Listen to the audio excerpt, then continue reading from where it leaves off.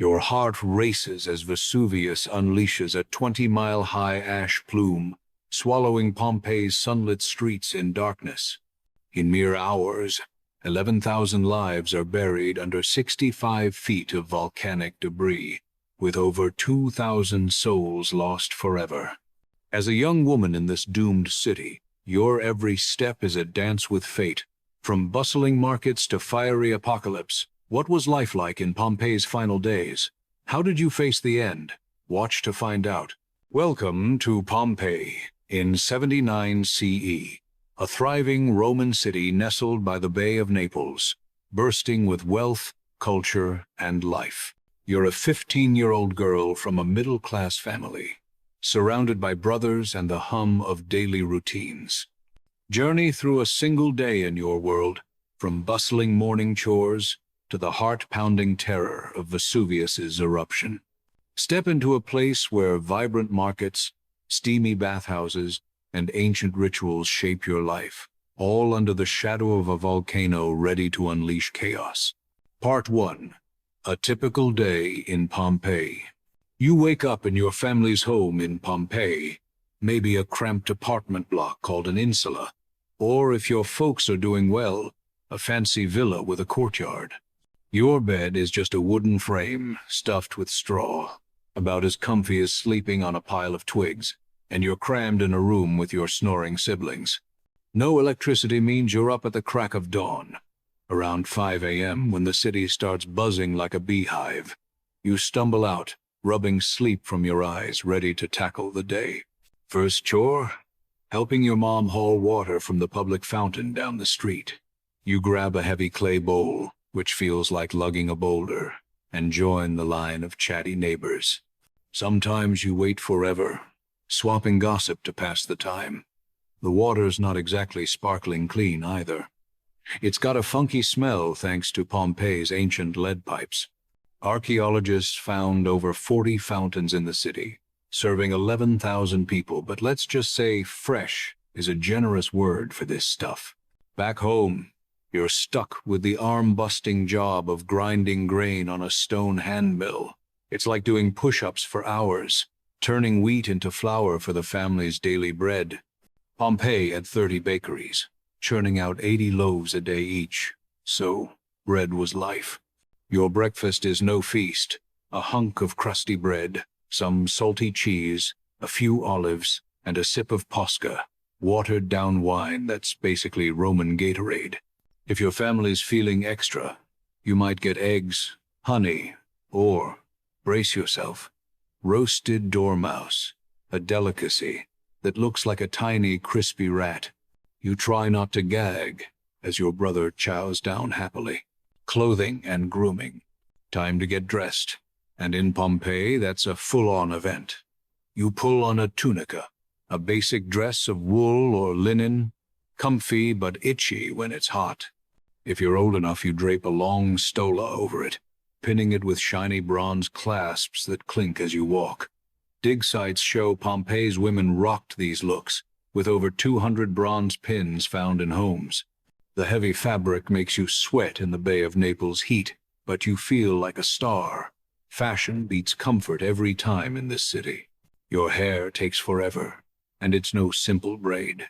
You sit still while your mom, or a slave, weaves it into tight coils or piles it into buns, held by bone clips or metal pins. Statues in Pompeii, about 50 of them, show these styles took hours, leaving your head aching. You suck it up, picturing the gasps you'll get at the forum.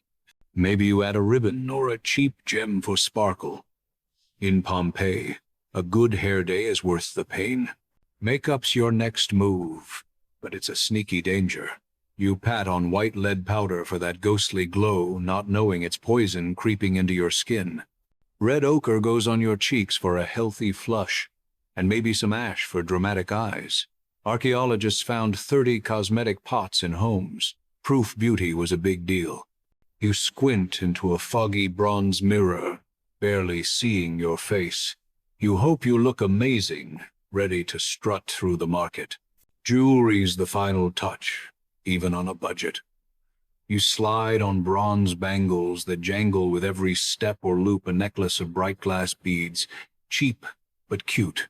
If your family's got money, you flash a silver ring, rare and fancy, seen on 10% of women's skeletons. The blurry mirror doesn't help, but you feel ready to shine.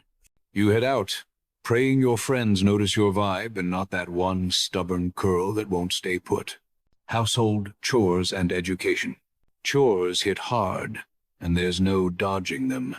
You sweep the stone floors with a straw broom, dust flying everywhere and sticking to your hair. If your home has frescoes, those bright paintings of gods or gardens, you wipe them gently, proud of the 600 houses in Pompeii with such art. If your family has slaves, about 2 or 3 per dig records, they tackle the grimy work while you play supervisor. It's exhausting, and your mom's eagle eyes make sure you don't slack off. School's not for every girl, but if your family's got cash, you're lucky. You might learn to read and write, scratching Latin on a wax tablet with a pointy stylus, guided by your mom or a tutor. Only 20% of Pompeii's women could write, judging by graffiti, so it's a flex. If not, you're stuck learning wife stuff, like weaving tunics, which makes your hands cramp. Cooking's on the list too. Mixing stinky garum fish sauce into soups. Marriage looms. And at 15, it's scarily close. When the grown-ups aren't watching, you get cheeky. You grab a sharp tool and carve graffiti on a wall. Maybe "I love Lucius" or "Gaius stinks." Pompeii's walls were like a public chat room, with 11,000 scribbles found full of love, shade, and jokes. It's a thrill, knowing your dad would lose it if he saw. You smirk, thinking your words might outlast you, never guessing the chaos about to bury your city for centuries. Market and social life. You head to the Forum, the beating heart of Pompeii, where 1,200 shops line the streets, hawking everything from fresh fish to fancy cloth shipped from Egypt. It's a chaotic explosion of colors and smells, with vendors shouting over each other to grab your attention. You weave through the crowd, your sandals slapping the stone pavement, dodging carts and stray dogs. Archaeologists uncovered this sprawling marketplace, packed with 11,000 residents' daily hustle, a place where deals are made and gossip spreads like wildfire. You're here to shop, but it's also your chance to shine in the city's social scene. Keep your eyes peeled for cute boys or nosy neighbors. Haggling is your mission, and you lock eyes with a grumpy merchant peddling fish he swears is fresh. You're not buying it, those glassy eyes have been baking in the sun too long. You argue, offering half his price, while he grumbles about kids these days. Excavations found fish bones in Pompeii's markets. Proof seafood was a staple, but quality was hit or miss. You score a deal, clutching your slightly dodgy fish, feeling like a bargaining queen. Next time, you'll sniff twice before you buy. The Forum's like a real-life social media feed, buzzing with friends and rumors. You spot your bestie, swap stories about that gladiator everyone's crushing on, and giggle over the latest drama. Everywhere you look, walls are scrawled with graffiti. Pompeii's version of group chat, over 11,000 inscriptions, from election ads to spicy insults, cover the city, per dig records. You pause to read one, barely stifling a laugh. Restituta, take off your tunic and show us your hairy bits. It's crude, but you can't help snickering at the nerve. If your family runs a shop, like one of the 30 bakeries or pottery stalls found in Pompeii, you pitch in. You might stack warm loaves or arrange clay cups, chatting with customers to keep them buying. It's hard work, but you love the buzz, and maybe you sneak a bread roll when Dad's not looking. Women in Pompeii could be boss ladies. Eumachia, a big shot, built a massive forum building, her name etched in stone. You dream of that kind of clout, but for now, you're just happy to pocket a few coins. The forum's energy is addictive, a place where you're not just shopping but living. You catch whispers about a senator's scandal or a new tavern opening, feeling like you're in the know. With 1,200 shops and thousands of daily visitors, this was Pompeii's pulse, per archaeological surveys. You leave with your fish, a head full of gossip, and a grin, ready to spill the tea at home. Life's good, but you don't know how fast it's about to change. Religion and rituals. You make your way to the Temple of Venus, Pompeii's guardian goddess, to pray for your brother's upcoming wedding. Clutching a white dove, its wings fluttering nervously, you offer it at the altar, hoping Venus blesses the marriage. The temple, with its marble columns and bright frescoes, is a sacred hotspot. Archaeologists found 300 altars across the city. Proof faith was huge. You bow your head, feeling the weight of tradition, but the dove's tiny heartbeat under your fingers makes you wince. Religion's serious, but you're not thrilled about the sacrifice part. Faith runs Pompeii's life, and you're all in for the rituals. You join festivals with dancing and music, or march in processions carrying statues of gods through cheering crowds. Over 50 annual religious events, per historical records, kept the city's spirits high. You pray to dodge bad omens, like a weird cloud or a sick goat, which everyone takes way too seriously. It's a mix of devotion and community, and you love the vibe, even if the priest's chants get old fast. Some women, the lucky ones, become priestesses, leading ceremonies with major clout. These ladies, like one named Mamia whose tomb was found, ran sacred rites and earned respect in a man's world. You're a bit jealous, imagining yourself in those flowing robes, bossing rituals like a pro. Only a few got that gig, maybe 1% of women, per inscriptions. But it's a dream. For now, you're just another girl tossing flowers at Venus's feet, hoping for good luck. You whisper a prayer to Vulcan, the fire god, asking him to chill out. Nobody knows he's about to throw the ultimate tantrum via Vesuvius, but you've heard myths about his fiery temper. Temples to Vulcan, one of 10 major shrines in Pompeii, were busy with offerings to keep him calm. You toss in a coin, figuring it can't hurt, but the irony stings Vulcan's not listening today. Your prayer feels routine, a box to check before heading home. Animal sacrifices are part of the deal, and they're not for the faint-hearted. You watch priests slit a goat's throat, blood pooling on the altar, and try not to look away. Cows and sheep meet the same fate, with 200 sacrificial remains found in dig sites, a grim nod to pleasing the gods. It's normal here, but the gore makes your stomach flip. You mutter a quick prayer and hurry off, glad your dove's offering was less messy, unaware that no god can stop what's coming.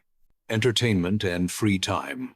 You saunter to the public baths, Pompeii's Thermae, where everyone hangs out to scrub, chill, and spill the tea. It's like the city's hottest club, packed with sweaty neighbors gossiping louder than a flock of seagulls. You step into the frigidarium, a cold room that makes you shiver, then hit the tepidarium to warm up, and finally the coldarium, so steamy you're dripping in seconds. Archaeologists found 3 major bath complexes in Pompeii, serving 11,000 folks, with mosaic floors and marble walls screaming luxury. You splash around, feeling like royalty, but the heat's no joke. Cleaning up means grabbing a strigil, a curved metal tool, to scrape dirt and sweat off your skin. It's satisfying until you realize the strigil's been used by who knows who and probably not cleaned. Gross, right? Dig sites turned up 50 strigils, shared like communal toothbrushes, making you wince at the hygiene. You scrape anyway, dodging the grime, and rinse off quick. Next time, you're bringing your own if mom lets you. Your friends huddle close, whispering about their latest crush. Maybe Celadus, a gladiator star who makes every girl swoon, according to graffiti found on Pompeii's walls. You roll your eyes but secretly agree he's got that rugged charm. Gladiators were rock stars, with 20% of 11,000 graffiti hyping their fights, per records. You swap stories, giggling over who'd faint first at his wink. It's silly, but these bathhouse chats are your favorite part of the day. For a big thrill, you head to the amphitheater, where gladiators clash in a bloody spectacle that packs 20,000 screaming fans. Swords clang, blood flies, and you're on the edge of your seat, cheering with the crowd. Pompeii's arena, one of the oldest in Rome, hosted fights that drew folks from across the Bay of Naples, per inscriptions. It's gory, but you can't look away, even when your stomach churns. You bet on your favorite, hoping he survives to fight another day. If blood's not your thing, you catch a play at the theater, where 5,000 seats fill for comedies or Greek tragedies by Menander. The actors' masks and wild gestures crack you up, especially in cheeky plays poking fun at local bigwigs. Excavations show 2 theaters in Pompeii, with 50 shows a year, a cultural hub for the city's 11,000 residents. You munch on nuts, laughing until your sides hurt. It's pure fun, and you forget your chores for a bit. Mime shows are another riot, with performers mocking politicians in skits so bold you gasp. These no-script acts, found in 30 graffiti ads, had you doubled over when they roasted a shady senator. You clap wildly, loving the shade, but hope no one snitches to the big shots. Back home, you play knucklebones, tossing sheep bones like dice with your siblings, or listen to Dad spin tales of gods like Jupiter. These quiet nights, lit by flickering oil lamps, feel cozy, a world away from the arena's chaos. Family life. You live in a packed house with your big family, mom, dad, siblings, and maybe a couple of slaves, all under one roof. It's loud, messy, and full of love, with everyone in each other's business. Pompeii's 1,200 homes, per dig records, often housed extended families, squeezing 11,000 people into 160 acres. You share a room, dodging your brother's smelly sandals, but it's home. You wouldn't trade the chaos for anything, even on days you want to scream. Dinner's the main event, and it's fancy. Your family reclines on couches called lecti around a low table, feeling like Roman VIPs. You nibble bread, fish, stew, smoked meat, and sip diluted wine, but don't expect tomatoes or potatoes they're centuries away. Excavations found 30 bakeries and 80 carbonized loaves, proof bread ruled meals. The food's hearty, but you dodge that garum fish sauce when mom's not looking. It smells like old socks. You help watch your younger siblings, teaching them games like knucklebones, or spinning stories about gods like Venus. You're their hero, even when they drive you nuts. And 10% of Pompeii's skeletons were kids, showing big families were the norm. You braid your little sister's hair, telling her about Apollo's chariot, while she asks a million questions. It's tiring, but their giggles make it worth it. You're passing down the myths, just like Mom did for you. Your brother's wedding is coming, and the house is a whirlwind of prep for a 200-guest bash. You help plan, dreaming of the feast and music, with average weddings costing 1,000 sesterces, per Roman records. The Roman hand-binding ritual, dextrarum iunctio, seals the vows, and you can't wait to wear your best stola, maybe with extra beads for flair. You tease your brother about being a nervous groom, but you're thrilled for him. The neighborhood's buzzing, and you're ready to dance the night away. Health and appearance. You've got a solid set of chompers, thanks to munching heaps of fruits and grains in Pompeii's diet. Skeletal studies show most of the city's 11,000 folks had strong teeth, but 10% were packing extra pounds, waddling around with obesity. Your meals, heavy on bread and olives, keep you healthy, though that roasted dormouse obsession might not help your waistline. You stand about 5 feet tall, the average for women here, based on 1,400 skeletons unearthed by archaeologists. You're not towering over anyone, but you hold your own in the forum's bustle. Your height's just right for dodging low doorways in Pompeii's 1,200 homes, though you still bang your head sometimes. Sickness is a constant worry, with diseases like diabetes or hormone issues popping up often. Medicine's a joke. Doctors might prescribe a chant or a dodgy herb mix, and yikes, good luck. Excavations found 50 medical tools, but they're more like torture devices than cures, so you steer clear. To fend off illness, you wear a little amulet, maybe a carved stone or bronze charm, hoping it scares away bad vibes. Everyone's got one, with 200 found in Pompeii's ruins. But when fever hits, it's mostly prayers to Apollo. Doctors aren't much help, often just muttering to the gods, leaving you to sweat it out. Life's short in Pompeii, with folks lucky to hit 30 or 40 years old. High infant mortality and rampant bugs keep the average low, per studies of 1,400 skeletons. You're 15, already halfway there, which is wild to think about. But you live each day like it's a party, because who knows what's next. Home and environment. Your house might boast a tiny garden, called a peristyle, with a few scrappy plants and a stone statue of some god.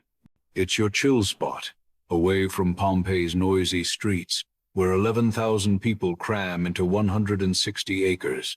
You sit there, dodging the city's chaos, pretending you're in a fancy villa.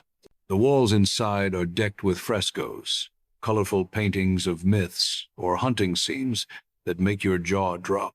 About 600 homes in Pompeii had these, per dig records, and you love bragging about yours to friends. They're like ancient wallpaper, turning your cramped space into a mini palace. Public toilets are a whole other story. Think long stone benches with holes, no walls, just you and your neighbors doing your business side by side. Over 30 latrines were found, shared by thousands, and you've learned to ignore the awkward eye contact. You hold your breath, finish fast, and thank Venus for the breeze. Pompeii's streets are narrow, barely wide enough for 2 carts, with raised stepping stones to cross when rain turns them into muddy rivers. The city's basic drains, found in 80% of streets, can't handle storms, so you hop carefully to keep your sandals dry. One slip, and you're ankle deep in who knows what. At night, you light oil lamps, called lucernae, casting a flickery glow over your room. With 2,000 lamps found in ruins, they're your only light source. But one wrong move and your house could go up in flames. You double-check the wick, heart racing, knowing Pompeii's 1,200 homes aren't exactly fireproof. Warning signs and the eruption's unfolding disaster. You feel the ground shimmy under your sandals, a little earthquake jig that's no big deal in Pompeii. These tremors pop up often like hiccups from the earth, and you shrug them off while chatting with friends at the forum. Geological records note over 50 minor quakes rattled the city between 62 CE and 79 CE, keeping folks on edge but not panicked. Your brother jokes it's the gods rearranging their furniture, and you laugh, oblivious to the real trouble brewing. You keep strolling, your stola swishing, figuring it's another day in the Bay of Naples. But those shakes are whispers from Vesuvius, and it's about to scream. 17 years ago, in 62 CE, a massive earthquake rocked Pompeii, smashing 80% of its 1,600 buildings per archaeological surveys. Temples toppled, houses crumbled, and hundreds died under debris, with 1,000 structures needing major fixes. You see the scars everywhere, cracked walls and half-built roofs, a city still limping back to normal. Workers swarm the streets, hauling bricks from 20 nearby quarries to patch up places like the Temple of Jupiter. You dodge their carts, annoyed at the dust, never thinking the ground could betray you again so soon. You overhear old folks muttering about bad omens, and they're not grumbling for fun. They point to weird stuff, like crows flying in odd patterns, or a cow dropping dead for no reason, spooking everyone at the market. Pompeii's priests, reading 50 sacred texts, took these signs seriously, warning of angry gods. You roll your eyes thinking it's nonsense, and your family laughs it off saying, "Birds are just birds." You sip your Posca wine betting it's small-town superstition. Trouble is, those crows might have been onto something, with Vesuvius brewing trouble 5 miles away. To play it safe, you swing by the Temple of Venus, tossing a handful of grapes onto the altar to pray for peace. It's a quick ritual, like posting a good luck charm, hoping the gods chill out. Over 300 altars in Pompeii, found in homes and shrines, show folks prayed hard to dodge disasters. You mutter a wish, feeling the cool marble under your fingers, but your heart's more on tonight's festival than doom. Nobody, not even the priests, sees the real threat, and Vesuvius is about to drop a bombshell that'll make your grapes look like a joke. On the 24th of August, 79 CE, around 1 p.m., a thunderous boom nearly knocks you off your feet. You look up, and Vesuvius is spewing a 20-mile-high plume of ash and smoke, like a black bruise spreading across the sky. Pliny the Younger, chilling 17 miles away, later called it a pine tree of doom, and science backs him up with 4 million tons of debris blasted out. The forum goes wild. People scream, vendors ditch their stalls, and you clutch your basket, heart-pounding. Pompeii's 11,000 souls freeze, staring at the mountain that's been quiet for 700 years. This isn't a tremor, it's the endgame. Ash and pumice start falling, pattering like hail at 6 inches per hour, piling up fast on Pompeii's streets. You cough, your eyes stinging as the air turns gritty, and panic spreads like a bad rumor. Over 12 feet of debris buries the city by nightfall, per geological data, clogging alleys and crushing 200 roofs. You hear shouts as folks grab gold or run for their kids, but the chaos makes it hard to think. You're stuck, wondering if you should stay or bolt, while Vesuvius keeps dumping its guts. It's not a bad day. It's the start of the end of everything you know. The Vesuvius Eruption. It's the 24th of August, 79 CE, and around 1 p.m., a bone-rattling boom explodes from Vesuvius, making you drop your basket of figs. You gape as a monstrous 20-mile-high column of ash and smoke shoots up, turning the bright Pompeian sky into a creepy, inky mess. Pliny the Younger, scribbling from 17 miles away, called it a pine tree of doom, and science says it pumped out 4 million tons of junk in hours. Your neighbors freeze, jaws dropped, as the forum turns into a screaming mess. Pompeii's 11,000 folks thought Vesuvius was just a sleepy hill, but now it's throwing a tantrum. You stand there, heart-hammering, wondering if this is the gods' worst prank yet. Ash and pumice start raining down, pelting the streets like hot, gritty hail at 6 inches an hour. You squint, coughing as the air tastes like burnt dirt, and your stola gets dusted gray in seconds. Geological data shows 12 feet of this stuff buried Pompeii by nightfall, crushing 200 roofs and clogging alleys. People around you lose it. Some sprint home, others snatch gold coins, and a few just stand there yelling for lost kids. You dodge a falling tile, realizing this isn't a quick storm. Vesuvius is unloading, and your sunny city's turning into a nightmare. You huddle with your family in the forum, arms locked tight, praying to Venus and Vulcan to pull some divine strings. Your voice shakes as you beg for mercy, but the sky's black and the ground's rumbling like a ticked-off giant. Over 300 altars found in Pompeii's homes prove folks leaned hard on the gods, but right now, Venus seems out to lunch. Your mom's eyes are wide, and your brother's muttering curses. You want to believe the gods will save you, but the choking air says otherwise. It's time to stop praying and start moving. The air is so thick it's like breathing soup, and you get the sinking feeling staying in Pompeii is a death sentence. Your dad yells to head south, away from the volcano's wrath, and you all agree in a heartbeat. Over 70% of Pompeii's 11,000 stayed put, per skeletal finds, hoping homes would hold, but you're not taking that bet. You grab your little sister's hand, her face smudged with ash, and join a frantic crowd on the Cardo Maximus. The street, usually alive with 1,200 shops, is now a dark, smoky tunnel. You're running, but it feels like the gods are stacking the deck against you. The Cardo Maximus is a nightmare, buried in chest-deep, scalding ash that's like wading through molten mud. Every step burns your sandals, and you're gasping, eyes streaming from the sulfur stink. Over 200 bodies were found on Pompeii's roads. Per excavations, proof this escape was brutal. You hear screams and crashing beams as 600 buildings buckle under the debris' weight. Your family stumbles forward, shoving past carts and fallen statues, desperate for the city gate. You keep moving, praying your legs don't give out before Vesuvius does. After 14 grueling hours, you stagger onto the Latari Mountains 10 miles south, your throat raw and legs like jelly. You collapse, gasping, as the ash starts to thin, giving you a clear view of Pompeii's doom.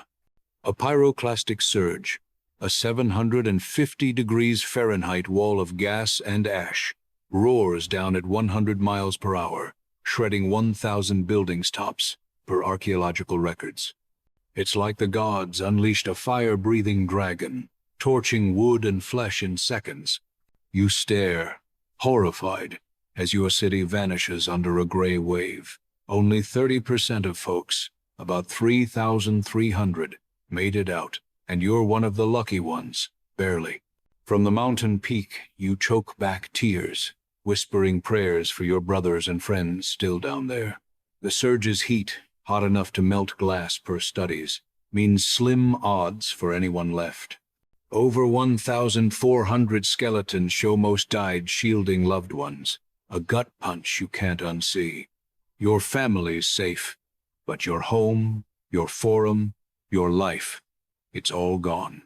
You hug your sister, her sobs shaking you both, knowing Pompeii's now a graveyard. Vesuvius won this round, and you're left wondering why the gods didn't warn you sooner. Aftermath of the disaster, you and your family stumble into a nearby town, maybe Stabiae, where a distant cousin takes you in with open arms. You're exhausted, your stola torn, and your sandals long gone, but you're alive, which feels like a miracle. Only 30% of Pompeii's 11,000 residents, about 3,300 souls, escaped Vesuvius's wrath, per archaeological estimates.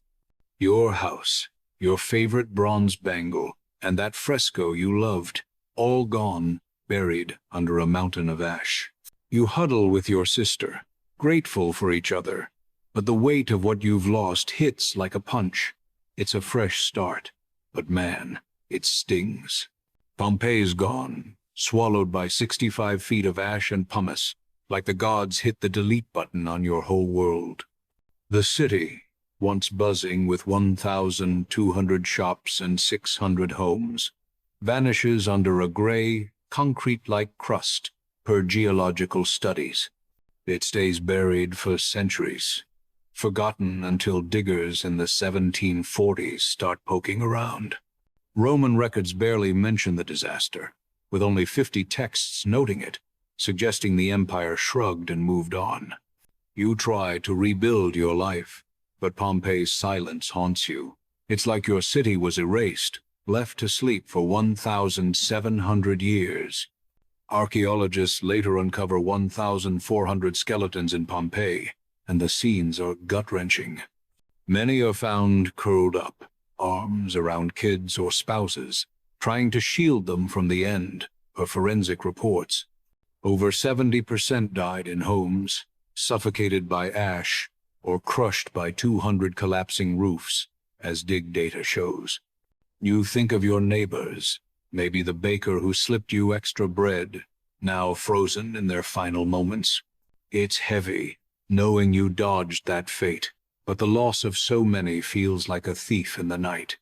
Those bones tell stories you'll never forget. Excavations reveal eerie snapshots of Pompeii's last day, like a time capsule nobody wanted.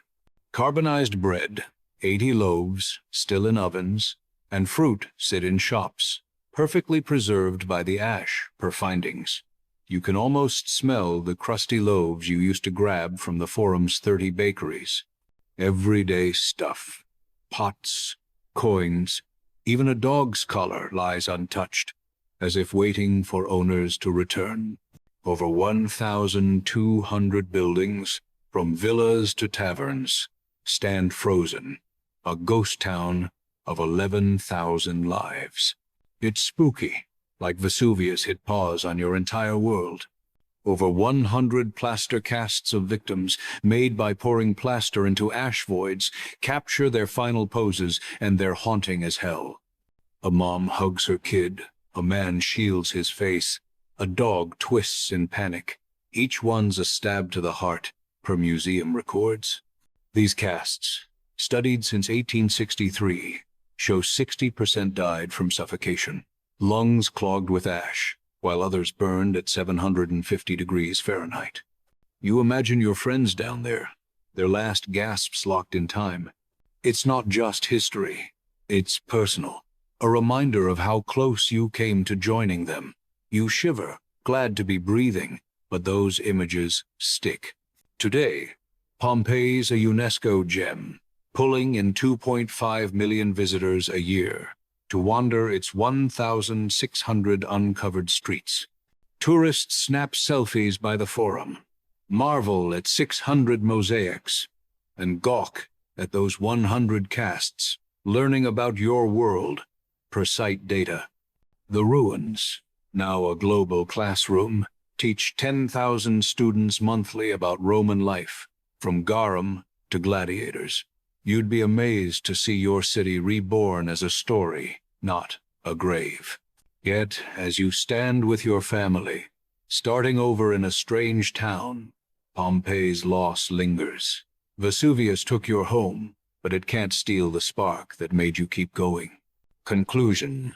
Your life in Pompeii painted a vivid picture of Roman culture. From bustling days filled with market haggling and bathhouse giggles, to the heart-stopping terror of Vesuvius's eruption.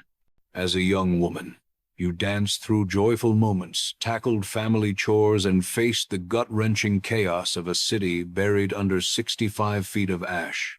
Pompeii's story hammers home a raw truth. Nature's power dwarfs human plans, and being ready can mean survival. Though lost to time,